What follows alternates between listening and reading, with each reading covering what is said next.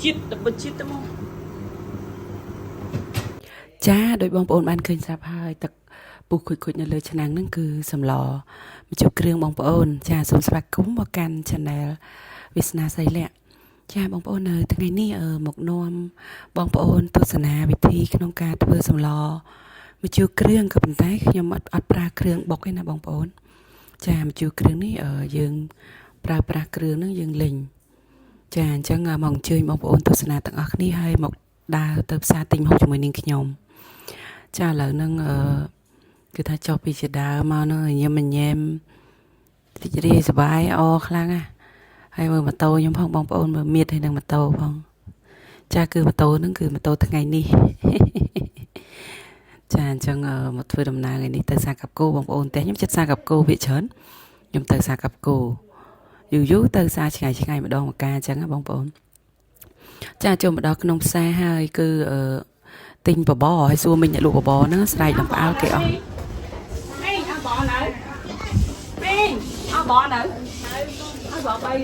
chả hay có đau sầm đau mờ rộng mồi bể đông bao nhiêu mà lời mà prap con miền sặc cây miền rụng đê là cội sao là miết hai nâng ở sặc trộm chả nằm bây giờ tới slum chiều kêu hay nhau mờ tới khơi tật cuốn nó về là o pe tật cuốn nó giờ tới đã riệp thở đã slum mình chiều kêu bay vào tay đại sa bong thay nhom còn về hai chàng hộp tới lại plai và đã tình tới tộc trà tật cuốn là o mình tên bong bồn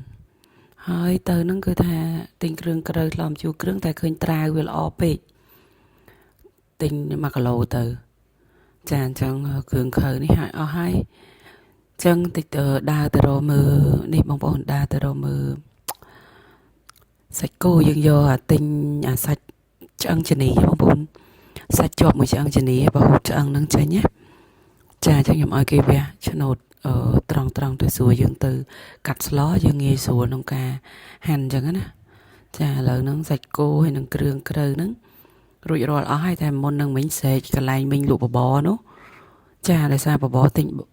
bay cái chóp vô nhà nè té miền bằng ai em tiết ôi nè té đang chăm phá lỡ ấy cứ nè mà đai nên là mà thôi đầm nào cho mười khi nhom tập lập tập té với nhà dân tập slo mà chịu kêu tặng ở cái này này đa lang chật đa nó có đa phong thằng ngôn phong hay camera vô mình nhom nó cứ tha câu nhom bền tên cha chẳng ở bọn nó bóng bồn tu sanh là kêu sắm tặng ở cái này là cái nông ca thuê sầm lò mà chịu kêu ở sạch cô này phong đài cha chẳng ở như miền tắc côn mà đóng hay như miền sạc cát rốp như miền cô lạc cây miền bò tôm miền mà sao súp hai cái tấm xó rụm đê như là miền sạc rồi sao hết bờ học bông bồn bờ học ở chẳng thầm đa các bạn đã hay sạch cô chấm nuôn mùi cà lô bông bồn cha chẳng kêu xăm tặng ở ní dương đang dọc từ lò tặng ở cái này ở lấy một bộ cái tấm xó tặng ở cái này sân cha bị thi được nông ca slò mà chiều kêu chỉ từ tới cứ dương bọc kêu bong bồn bật tay đi chỉ có buồn bọc hàng bong thay nhóm còn slò bọc kêu nghề cứ dương còn tại hành kêu tặng ở nước miền cái tấm xó miền rụng đê nắng cha hắn nó dựng đầm về tới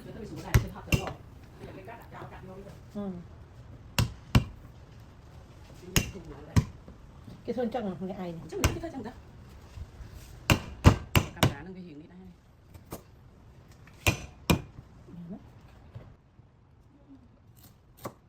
tay phát chơi tay mai vậy mai còn cha hay miền rầm miệt bong bồn rầm miệt đầm bay ấy dựng đã tới về đôi bò thầm đá kêu nông kêu để dựng bọc hai nó có thể từ miền rầm miệt đây đầm bay sờ lòm chiều kêu dựng vì miền bò làng lường ngành ngồi chẳng là bong bồn cha lỡ mà chết sẽ bỏ là miệt tặng ở cái này cái nắng đây như miền bong bồn chẳng cứ dựng miền rầm đế sẽ là rồi sao ấy là miệt hai năng sẽ là cây cha bật tham thì bật cái nhóm bọc kêu tặng ở nó cho cái này mọt tại bóng lại giống có thưa vì thì nghề sưu đài chẳng còn hàn ấy hai ó nó bộ sẽ bộ là miệt ấy hai ó dương đom là miệt hai bài đá bóng bồn trà chẳng គ្រឿងក្រៅគឺអត់ពិបាកទេបងប្អូន ពេលទៅស្រួលទេ ចាអញ្ចឹងដំល្មៀតនឹងឲ្យបែកទៅចាអញ្ចឹងយើងដំល្មៀតនឹងទៅហើយបន្ទាប់មកទៀតឥឡូវយើងមកដល់វគ្គស្លឹកគ្រៃយើងម្ដងបងប្អូនដំវាពុកឲ្យបែកស្លឹកគ្រៃនឹងទៅ ជួយវាសិនណា តែវាចុះទៅគូ ចាហើយមកធ្វើការហាន់ស្លឹកគ្រៃនឹងមកប្រហែលប្រវែង2ថ្នាំងដៃបងប្អូនយើងដំវាបែកហើយយើងហាន់វាទៅចាហើយនៅមានកិច្ចការងារពី3មុខទៀតជិតដល់វគ្គយើងស្លោឲ្យបងប្អូនចាឥឡូវហ្នឹងយើងមកធ្វើការហាន់សាច់គោទាំងអស់គ្នាចាសាច់គោខ្ញុំហាន់វារៀងដុំធំៗដែរបងប្អូនដោយសារយើងចំណាយពេលរំងាស់វារៀងយូរគួរសមណាចាអញ្ចឹងមកធ្វើការហាន់សាច់គោជាមួយនឹងបងថ្លៃខ្ញុំទាំងអស់គ្នាទៅ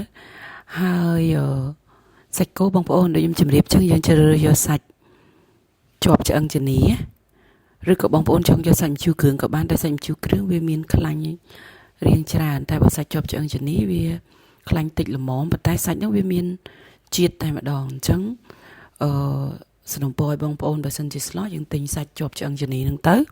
ឆ្អឹងជំនីគោបងប្អូនឆ្ងាញ់ហើយខ្ញុំយកមកស្លោគឺសាច់នឹងឆ្ងាញ់ចាអញ្ចឹងសាច់គោយើង1គីឡូដែរអញ្ចឹងយើងហាន់រៀងយូរគូសមឥឡូវមកដល់វគ្គពុកបាក់ច្រាំប្រហុកម្ដង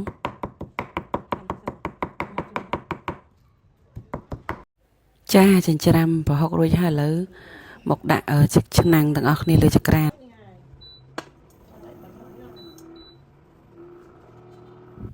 ចាបងប្អូនទុកឆ្នាំងឲ្យវារៀងបានក្តៅបន្តិចហើយយើងចាក់ប្រេងឆាប្រហែលជា2-3 ស្លាបព្រាបាយហ្នឹងចាក់ចូលទុកឲ្យប្រេងឆានឹងក្តៅសិនបន្ទាប់មកបានយើងដាក់គ្រឿងក្រៅយើងចូល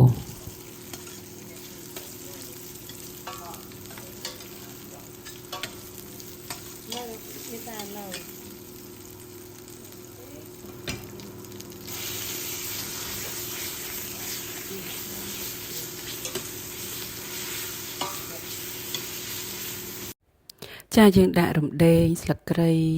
ស្លឹកក្រូចសើចល្មៀតហ្នឹងយើងលីងចូលគ្នាទៅហើយដាក់ប្រហុកដូចបងប្អូនបានឃើញហ្នឹងយើងឲ្យប្រេងវាក្តៅហើយបានយើងដាក់ហើយយើងច្បល់ចូលគ្នាហើយបានយើងលីងឲ្យវាចូលជាតិគ្នាមួយប្រហុកហើយបានយើងដាក់សាច់គោចូលបងប្អូនចាដាក់សាច់គោចូលយើងច្បល់ឡើងនឹងឲ្យសាច់គោហើយនឹងគ្រឿងក្រៅទាំងអស់ហ្នឹងវាចូលជាតិគ្នាចាហ្នឹងហើយនិយាយទៅវិធីក្នុងការធ្វើដូចជាអត់មានការលំបាកអីទេបងប្អូន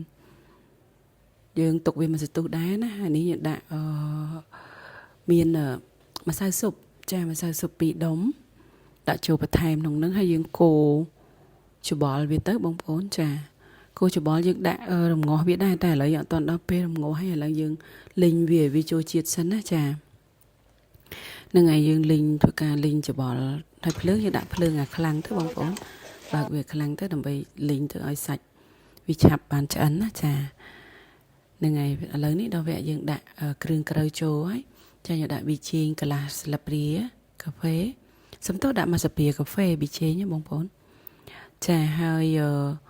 បន្ទាប់មកទៀតស្ករសបងប្អូនស្ករសហ្នឹងគឺដាក់មួយស្លាបព្រាបាយដែរហើយយើងកូរវាសព្វទៅចាហើយខ្ញុំថែមទឹកតិចតួចថែមទឹកបន្តិចដើម្បីយើងលីងកុំឲ្យវាស្ងួតនៅក្នុងឆ្នាំងសឡយើងពេកណាចាអញ្ចឹងដាក់ទឹកថែមបន្តិចទៅហើយយើងលីងច្បល់វាចូលទៅលីងឲ្យវាបានមួយសន្ទុះចាអញ្ចឹងយើងលីងវាបានមួយសន្ទុះហើយឥឡូវហ្នឹងគឺយើងចាក់ទឹកល្មមឲ្យវាមកត្រឹមលិចសាច់គោបងប្អូនចាយើងដាក់ទឹកត្រឹមលិចសាច់គោហ្នឹងចាហើយយើងរំងាស់វាមួយសន្ទុះដែរចានេះយើងគ្របវាទៅហើយរំងាស់មួយសបកធំដែរនេះបន្ទាប់ពីយើងរំងាស់ប្រហែល15នាទីដែរបងប្អូនចា15នាទីយើងបើកមកព្រោះយើងនៅសល់គ្រឿងក្រៅយើងទៀតដូចជាអំបិលទុំអីហ្នឹងយើងត្រូវឆុំដាក់អំបិលទុំហើយខ្ញុំអត់ដាក់អំបិលទេដោយសារមិញយើងមានប្រហុករៀងច្រើនដែរបងប្អូនអញ្ចឹងបើសិនបងប្អូនចូលចិត្តរសជាតិបែបណាយើងភ្លក់មើលទៅណាហើយយើងចូលចិត្តរៀងមុតឬក៏ស្ទើអីមករយៈនេះខ្ញុំតែខ្ញុំអត់សូវហូបមុតទេបងប្អូនអញ្ចឹងយើងដាក់ប្រហុកប៉ុណ្្នឹងហើយគឺយើងអត់ដាក់អំបិលថែមទៀតទេប៉ុន្តែប្រហុកប៉ុណ្្នឹងគឺវាមកសាច់ប្រហុកប៉ុណ្្នឹងគឺឆ្ងាញ់ព្រោះជំរាបបងប្អូនទៅប្រហុកហ្នឹងយើងដូចជាកន្លះខាំណាបងប្អូនចានឹងឥឡូវមកធ្វើការជ្រុំ អំបិលទុំទាំងអស់គ្នាយើងត្រូវដាក់ទឹកអំបិលទុំចូលក្នុងឆ្នាំងរបស់យើងចាពេលហ្នឹងស្លលឿនទេបងប្អូនតែមួយផ្លែតហ្នឹងឯងដាក់ជ្រុំអំបិលទុំហ្នឹងហើយយើងចាក់អំបិលទុំចូលទៅក្នុងឆ្នាំងស្លរបស់យើងទៅហើយបងប្អូនភ្លក់មើលទៅថាបងប្អូនត្រូវការឲ្យវារៀងជូរជាងហ្នឹងឬក៏ត្រូវការប្រៃជាងហ្នឹងបងប្អូនអាចថែមអំបិលតិចតួចទៀតទៅណាឬក៏យើងប៉ុណ្្នឹងល្មមហើយធ្វើតាមវិធីរបស់ខ្ញុំក៏បានដែរចាហើយឥឡូវហ្នឹងយើងដាក់ស្លឹកកធូបចូលបងប្អូនស្លឹកកធូបនេះខ្ញុំដុតណាចាដាក់ស្លឹកកធូបហើយយើងមកងាស់វាមកសបកធំទៀតដែរប្រហែលជាដូច15នាទីទៀតដែរបងប្អូនចាអញ្ចឹងស្លមកជួយគ្រឿងសាច់គោយើងលឿនណាបងប្អូនមួយផ្លែតហ្នឹងយ៉ាប់ទៅរឿងដើរសារទិញម្ហូបតាហ្នឹងហើយអញ្ចឹងឥឡូវហ្នឹងស្លមជួយគ្រឿងរបស់យើងបានឆ្អិនហើយបងប្អូនព្រោះមកងាស់បើយើងគិតទៅវាចូល30នាទីហើយទាំងមកងាស់ទឹកទី1និងមកងាស់ទឹកទី2ណាបើបងប្អូនបានងាស់ឲ្យវាដាច់ទឹកហ្មងរត់តែឆ្ងាញ់បងប្អូនចាអញ្ចឹងអរគុណបងប្អូនមែនតែនដែលបានទស្សនាហើយសង្ឃឹមថាវិធីនេះនឹងនាំបងប្អូនងាយក្នុងការធ្វើម្ហូបនៅគេឋានបងប្អូនដែរសូមអរគុណសូមជូនពរសំណាងល្អសុខភាពល្អបាយបាយជម្រាបលា